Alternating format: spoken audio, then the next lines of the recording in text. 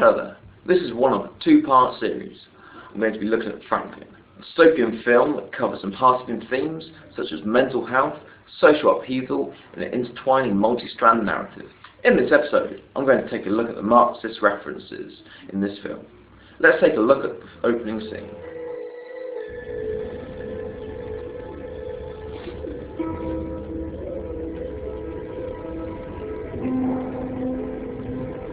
Somebody once said that religion was deemed by the commoners as true, by the wise as false, and by the rulers as useful. John Priest, the chap in the video, he says, somebody once said that religion was deemed by the commoner as true, by the wise as false, and by the rulers as useful. This is quite similar to one of Marx's quotes. He says, religion is the opium of the people.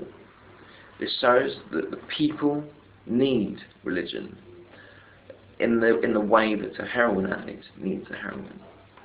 They find it addictive, they find comfort in it. This particular quote that Priest has said, has been attributed to many people, such as Senna, the younger, but the principle is the same as Mr. Marx.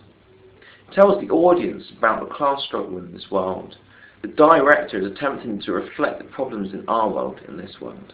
This is prevalent throughout a lot of these clips that you're going to be seeing. These anti-religious themes continue in Franklyn, tying in with Karl Marx's anti-religious belief. It seemed like any other job, any other night on the streets downtown. The main drag was swarming with the faithful. That right there. Swarm with the faithful. Priests likening the religious to insects.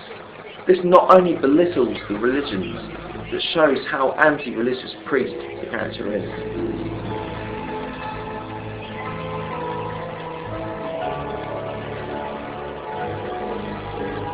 This links in quite nicely with Marx's anti-religious beliefs as well. This anti-religious belief that Priest has got him into trouble with the law enforcement. The law enforcers are dressed in pseudo-Nazi outfits, representing the oppressors, whilst Priest is being oppressed. Since he is one of the protagonists, the audience sympathises with him and relates to his beliefs. These law enforcers are called minister clerics. They dress and act the same, a facade of Marxism.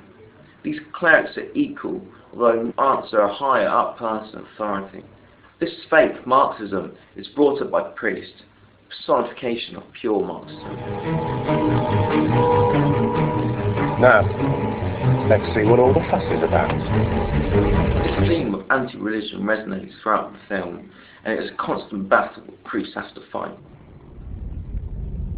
Anywhere can feel like a prison when you don't have any faith.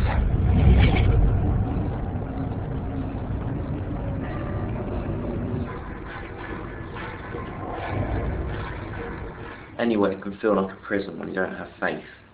As Priest, a man without faith, caught in a world where faith appears mandatory, he seems to feel trapped. This links deeply in with Marxism, as Karl Marx mentions that religion is there to subdue the masses and restrict what they can do. Not necessarily the last religious reference, possibly one of the most controversial quotes from the film. It doesn't just apply to religion, it can refer to dictatorship also. Anyway, here it is. If a God is willing to prevent evil, but not able, then he is not omnipotent. If he is able but not willing, then he must be malevolent. If he's neither able or willing, then why call him a God?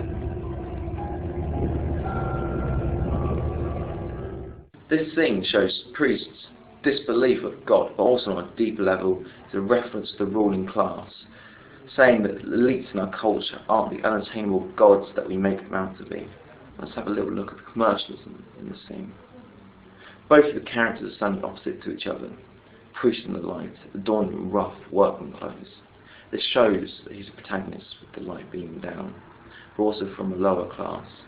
This is contrasted by Tarrant. He's the chap that stands behind the ornate, enlarged desk alongside its obvious sign of power. It's his clothing, his dark black suit, clearly upper class. The distinction between the two opposing characters, one a capitalist and one a Marxist, is shown through the visuals. Their opposing ideologies clearly shown through the cinematography, a great example of binary opposites.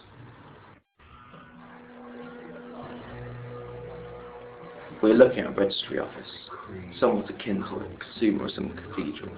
This is shown in the architecture of the building, the hustle and bustle of this place. The dirt, the grime, brown and grey enforces dystopian post-commercialism themes. The Wormstakes have managed to hold on to this job. Just through the imagery, you can see that many of the religious themes are a metaphor for commercialism. The stage, post-commercial stage, is showing a slow downfall of commercialism, possibly one of the later stages of the tribal, ancient, feudal and capitalism stages that Karl Marx has referenced before. This is a world where there are still classes that have abandoned many material possessions. The mass population consists of the working class, while there's only a few people of the ruling class. The middle class are the ministers and clerics that I've been talking about before. This class fight isn't prevalent in the priest world, but also in the world that other characters inhabit. Peter Esser, one of the main characters, has been introduced to a dining hall where the poorer people in society eat. This is contrasted in the next scene, where Amelia walks into one of her mother's cocktail parties. This room is laced in golden extravagances, a drastic comparison to the previous scene. This is where the film puts a social commentary into the real world, not just the meanwhile setting. Amelia, are you all right?